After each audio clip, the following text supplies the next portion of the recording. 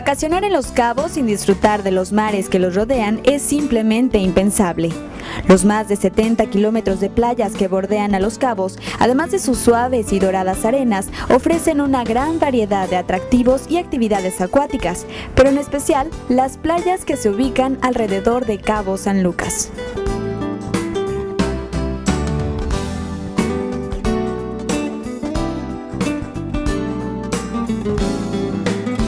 Desde los paseos en kayak para ejercitarse disfrutando del sol y el mar, hasta la posibilidad de contemplar la bahía desde las alturas, pasando por la visita al arco y sus lobos marinos, las lanchas con fondo de cristal, las motos acuáticas y mucho más.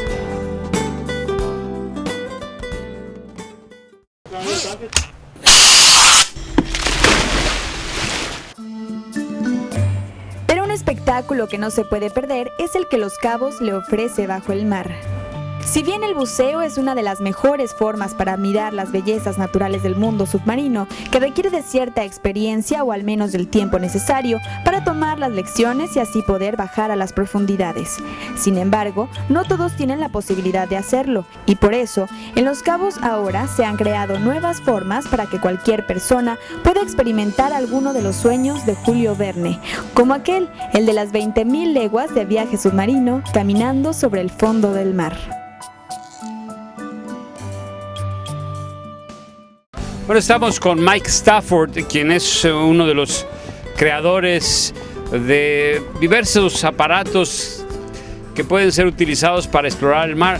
I'm sure that you've been inspired by Julio Verne and other like Jacques Cousteau. Tell us a little bit about why you've been involved in this kind of activities. Well, ever since I was a child, I used to go to Disneyland and ride on the underwater submarines, very similar to these. And Jules Verne, of course, was a hero, and the whole story of the Nautilus undersea adventure was fascinating. And as I grew older, I had the opportunity, with my brother, I have a twin brother, and we looked at the business in general and submarines, and we decided to build a submarine that would allow everyone to go underwater and enjoy the underwater world. And how all these adventures started? You became a student of the devices under the water? I was a commercial diver, and I spent many years diving commercially underwater.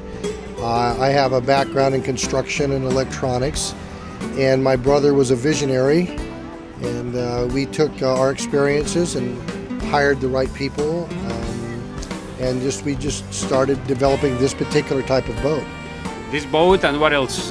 Many different types, full submersibles, a flying submarine that's called the Aviator. It's the only one in the world. I know the Aviator. It was here.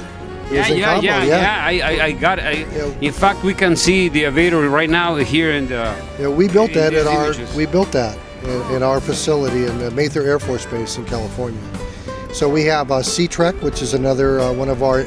Sea Trek is with this helmeted diving system. Another copy, somewhat of Jules Verne, in the 20,000 Leagues Under the Sea. And this helmet allows to young people who never had that experience of being in the water. So it's been very successful. Absolutely, that's what it's about. It's getting people underwater in a very simple, non-threatening, non-physical way. It's entertainment. Very safe. Very safe. We've had no incidents that involve our equipment at all. And SNUBA. SNUBA too. SNUBA? What is this SNUBA? SNUBA is it's a flotation device that takes the air and transmits it through a tube to the diver below. And the divers if it's a fully guided tour, and we have SNUBA and Sea Trek all over the world, as well as our Nautilus boats. And also there are another like motorcycles on the water. Also, you Bob? You have been involved?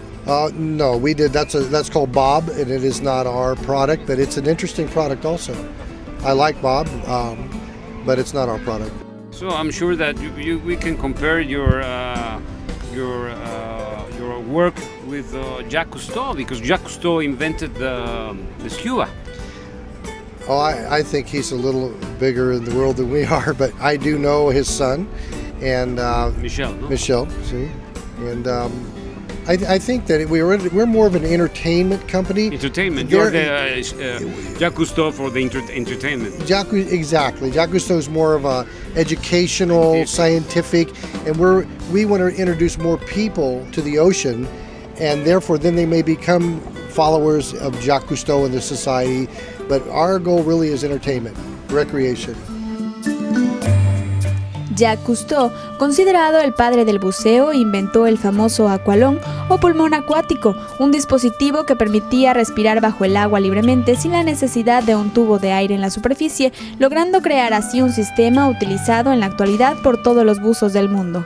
Sus aportaciones a la ciencia oceanográfica y su colaboración en el desarrollo de la fotografía y el cine submarino son el mejor legado del mítico oceanógrafo y explorador francés Jacques Cousteau. What is the future of these devices for underwater exploration? You think that what's coming next? I think the future is that we educate everyone of how fragile the water is and our reefs and our whole ecosystem underwater. Because until we do that, there's not going to be a future underwater.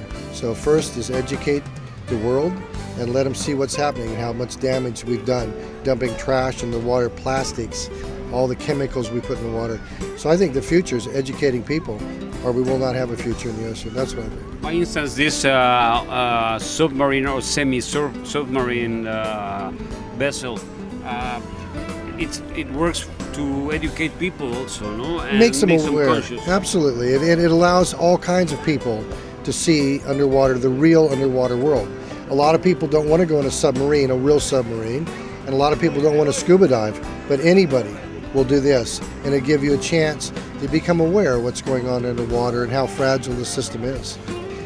That we as a species originated in the ocean, and as the more damage we do to the oceans, the less chance there'll be for our continuation as a species, and we have really, really damaged the oceans.